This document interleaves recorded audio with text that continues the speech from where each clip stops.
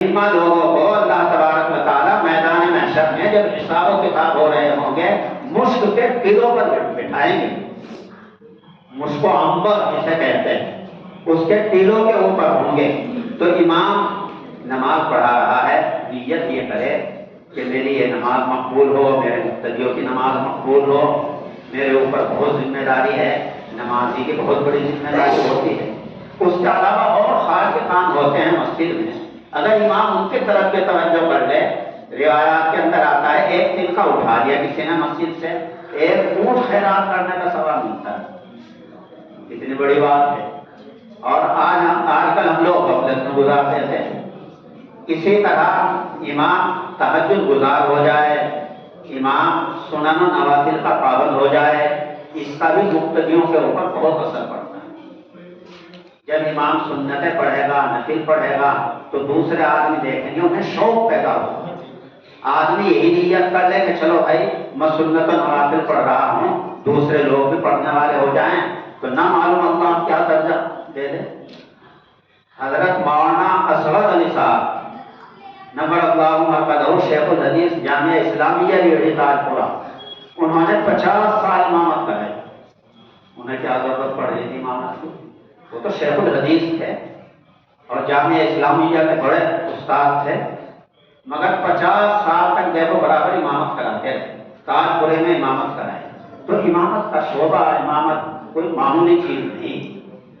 دار التعلیم و تدریب و دعوت، اس میں ایک دعوتی کام بھی ہے. یعنی آدمی امام یہ بھی سمجھے کہ دعوت کا کام بھی مجھے لوگوں تک پہنچانا ہے. دعوت یہی نہیں کہ تبلیغی کو دعوت کہتے ہیں، وہ تو دعوت ہے ہی اپنی جگہ کے اوپر مسلم ہے، دعوتی کام ہے.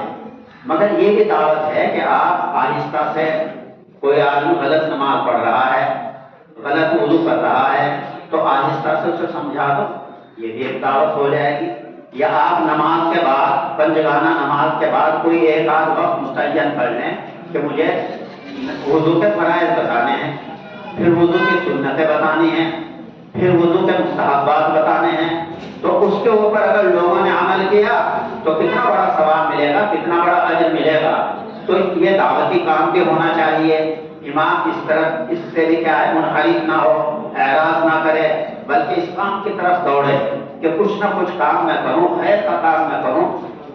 اللہ کے رسول صلی اللہ علیہ وسلم کو خلق عظیم دیا گیا، سب سے بڑے اخلاق اللہ کے نبی کے پاس. اسی لیے کہا گیا ہے کہ کل جب میدان محشر میں میزان لگے گی، ترازو لگے گی، اعمال نامے تولے جائیں گے تو اخلاق حسنہ کا وزن ساری چیزوں سے بڑھ جائے گا. نمازوں سے بڑھ جائے گا، ہمارے روزوں سے بڑھ جائے گا. تو خلق حسن، اخلاق حسنہ بڑی چیز. ایک امام صاحب کی ایک مقتدی سے بول چال ہو گئی. مقتدی بڑا تھا، کوئی اچھا سردار آدمی تھا، قوم کا بڑا چودھری تھا. تو اس نے امام صاحب کو کچھ کہا. امام صاحب نے کہا کہ مجھے نہیں چاہیے. وہ امام صاحب وہ مرزائیت کے اوپر بول رہے، قادیانیت کے اوپر بول رہے. اس ایک آدمی کو غصہ آ گیا، وہ مرزائی تھا، قادیانی تھا، کہ اچھا اتنے تماچے ماروں گا. اس نے کہا، مقتدی بھی تھا وہ اور حضرت تقریر کر رہے تھے مرزائیت کے خلاف، غلام احمد قادیانی کے خلاف. تو اس نے یوں کہا کہ اتنے تماچے ماروں گا کہ 100 تماچے لگا کر میں ایک گنتا ہوں. جب 100 تماچے مار دوں گا پھر کہوں گا کہ ایک ہوا. امام صاحب کی بات دیکھیے.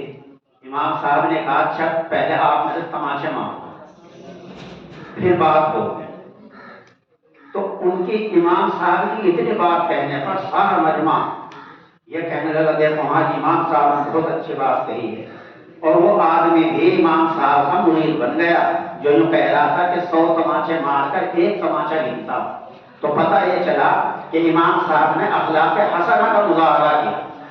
اس کو دو بدو جواب نہیں دیا، اس کے سامنے کیا ہے، اعتراضانہ طور پر پیش نہیں آئے، بلکہ یوں کہا کہ ٹھیک ہے لولی مار دو میرے تماچے. تو وہ اتنا مؤثر اور اتنا ان کے حالات کے اوپر وہ مقتدی ان کا گویا کہ حقیقت میں مرید بن گیا. تو خلاصہ یہ ہے کہ اگر امام تھوڑی سی توجہ فرما لے اور لا تغضب والے مضمون پر عمل کر لے، غصے کا پی جانا بہت بڑی چیز ہے۔ انہوں کہا قرآن مجید میں الذین ينفقون فی السراء والضراء والکاظمین الغیظ کہ متقی کی ایک صفت یہ بھی ہے کہ وہ غصے کو پی جائے۔ جب آدمی غصے کو پی جاتا ہے تو اللہ تبارک و تعالیٰ اس کو نوازتے ہیں۔ ای الحور ما شاء، کل قیامت میں میدان محشر میں کہا جائے گا جو غصے کو پی جاتا ہے کہ جو ان سے چاہے توڑ لے۔ اور اگر یہ غصہ کوئی بہت زیادہ اچھی چیز ہوتی، ایک مقام پر اچھا بھی ہے غصہ، جیسے جہاد ہو رہا ہے بھائی وہاں تو غصہ کرنا پڑے گا، لیکن ہر وقت آدمی غصہ دکھلاتا رہے تو اس کے نقصانات ہوتے ہیں۔ اسی وجہ سے اللہ کے رسول صلی اللہ علیہ وسلم نے علاج بتایا کہ اگر غصہ آ جاتا ہے، مسجدوں میں بہت سی چیزیں ایسی پیدا ہو جاتی ہیں، مدرسوں میں پیدا ہو جاتی ہے، گھروں میں پیدا ہو جاتی ہے، تو اللہ کے رسول نے یہ فرمایا اگر تم کھڑے ہو غصہ آ رہا ہے تو بیٹھ جاؤ، بیٹھے ہو غصہ آ رہا ہے تو لیٹ جاؤ، اس سے افاقہ ہو جاتا ہے غصے سے۔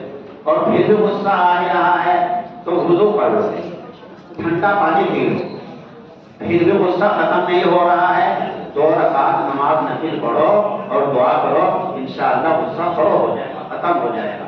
بس اتنی تھوڑی سی باتیں تھی کہ ہم لوگوں کو تھوڑا صبر کرنا چاہیے، فصبر کما صبر اولو العزم، جیسے کیا ہے اللہ کے رسول صلی اللہ علیہ وسلم اور پیغمبروں نے رسولوں نے صبر کیا ہے، اللہ تعالیٰ اس صبر کی کیفیت ہمارے اندر بھی پیدا فرمائے۔ ماشاءاللہ حضرت تشریف لا چکے ہیں، بس ابھی جلدی آپ کے درمیان میں آ رہے ہیں۔ وآخر دعوانا